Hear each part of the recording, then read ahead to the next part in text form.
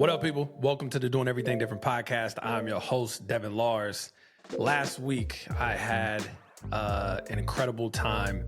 We had an offsite with our content team from KURIEO, who also produces the Doing Everything Different podcast, to just talk about what content is going to look like, how we're going to kind of evolve the podcast, how we're going to create better content, thinking about different guests and how we want to do interview structures, thinking about internal processes of how we're going to record batch episodes, where we'll have weeks where we record multiple episodes so we can be consistent in terms of the Monday releases and different things of that nature. And so excited about that. I think we made some really good progress.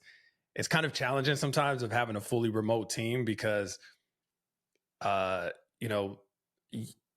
in-person, you just can't replicate the in-person dynamics of stuff, right? So like you can only do so much virtually over Zoom.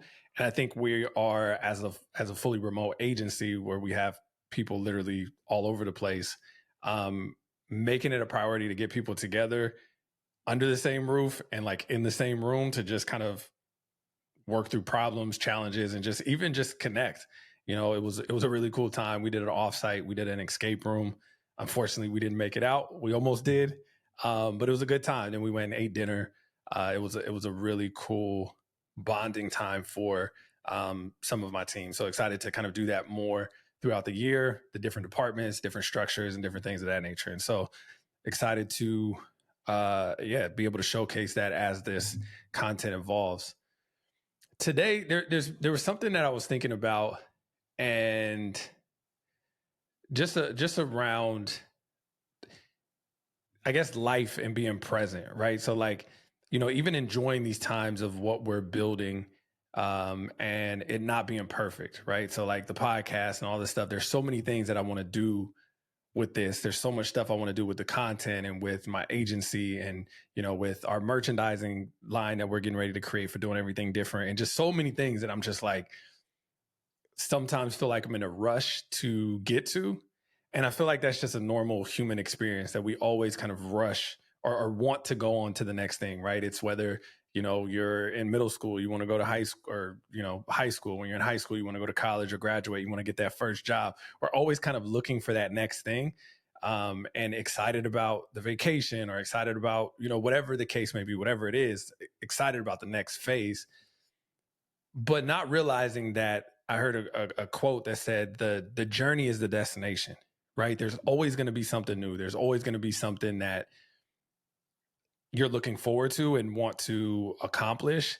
But I feel like as I'm starting to like really understand the process and kind of accomplish different things in my life, like different milestones, I'm realizing that there's always going to be another milestone that I want to accomplish, and that's never going to go away. And so I was thinking about this concept around, how do I become more present with where I'm at right now and enjoying the process of all of this stuff versus like waiting for the result to come.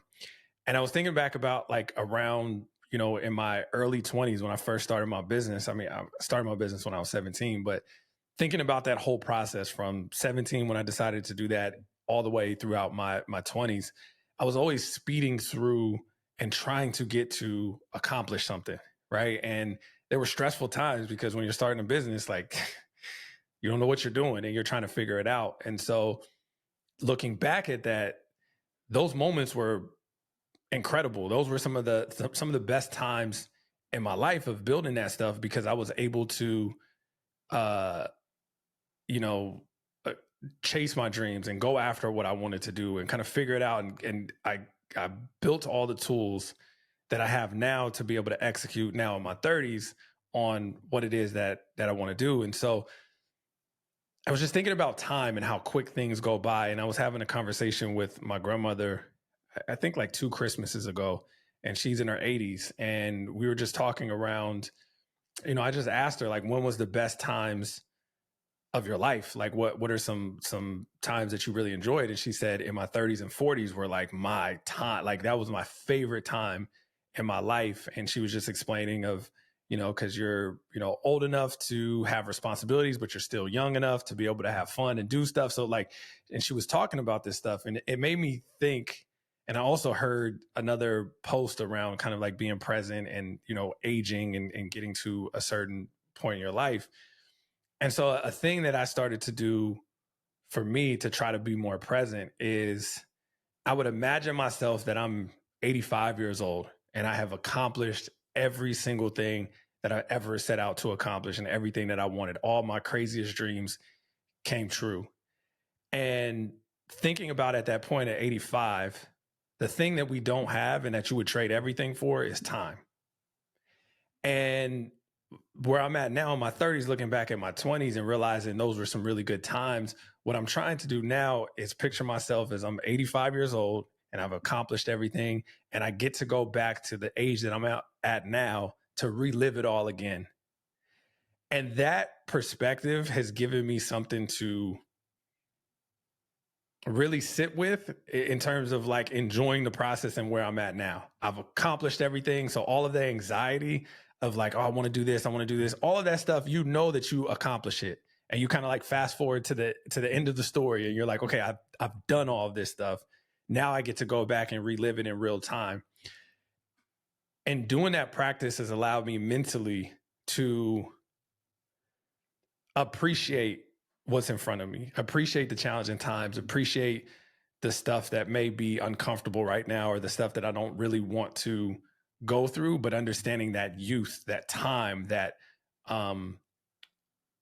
the life that you have in front of you is something that you can't buy. When you're 85, 90 years old, you can't buy going back to your 30s, your 40s, your 20s, your 50s, whatever it is. And so I'm realizing like the most important thing that we have in our life is time.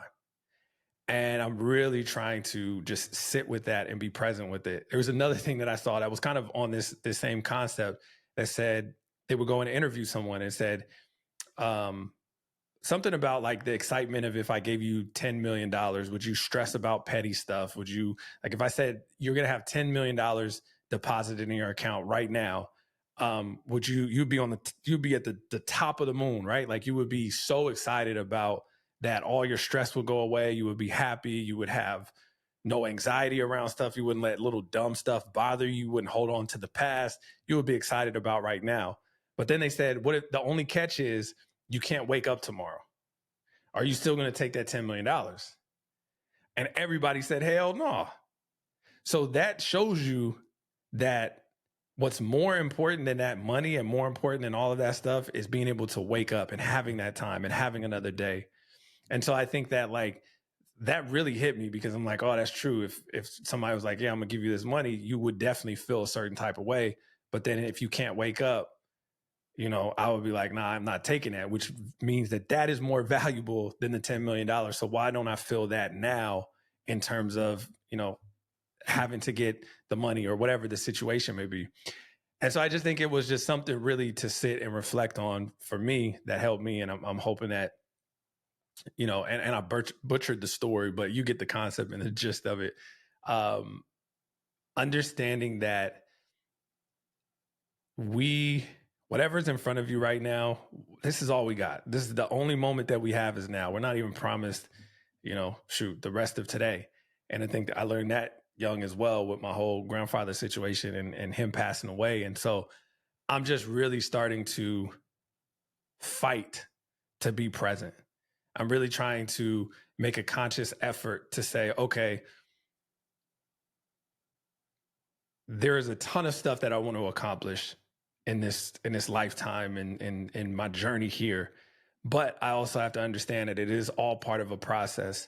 And going back to the quote, the destination is the journey, and I think being able to appreciate those challenging times, because those challenging times are building the character and building all the tools and the toughness for you to be able to accomplish what you want. I truly believe that all the stuff that we go through in life is preparing us for what we're called here to do.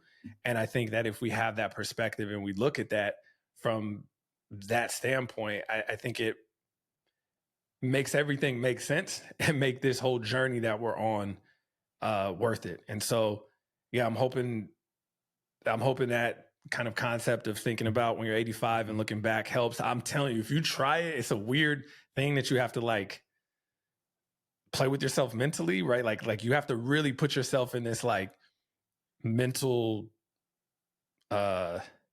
this mental space that's different to think about, okay, I'm at this age and I get to go back and relive it. But it really, really helps for me. Like it's really helped me. And I think that if you're able to apply it, it could possibly help for you too, in terms of just getting through the day-to-day stuff, or understanding and having the peace inside and that internal confidence that everything works out in the end.